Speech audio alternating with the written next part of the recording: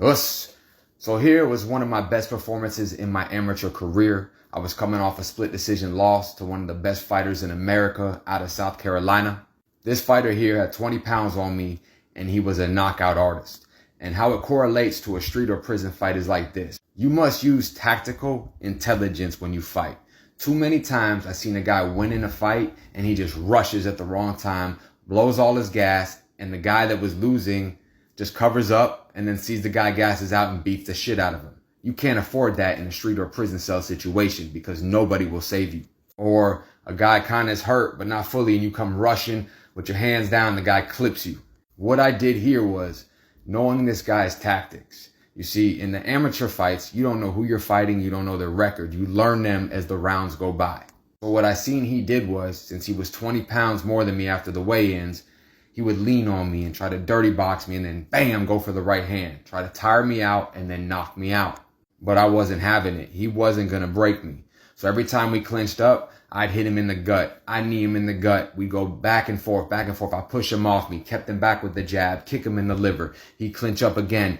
Every time he tries to rest, underhooks, knees to the body. A couple times he looked like he was breaking and then he'd fire with the right hand. So I waited.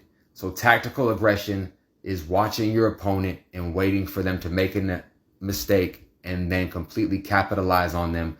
But you don't do it without thinking. You don't do it with your chin up, everything crazy because you think he's breaking. No, I kept waiting. Every time, basically it was like the bull versus the matador. I would just keep him coming. Finally, he's tired. But I see in his eyes his soul is gone. I see that the weight distribution in his feet aren't the same. He's not loading up his right hand the same way. His movement back and forth and his lateral movement are much slower.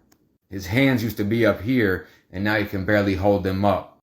Instead of going backwards and cutting the angle, he's just crossing his feet. When I clinch with him, I feel his power isn't there. So now I know the next time I get a chance, I'm going to rush him and beat the dog shit out of him, just like in a prison cell. Be tactically sound when you destroy your opponent. So once I see the soul leave his eyes, I see his footwork is completely horrendous and his hands are barely even being able to hold up. His mouth is open and he's not throwing with the same speed. He's not responding the same way. I rush in for the kill. I have him back up to the turnbuckle and just beat the dog shit out of him. Always use tactical aggressions, Vikings. And if you need training, you hit me up. All right? Stay ready for war so we never have to get ready. New video dropping tonight.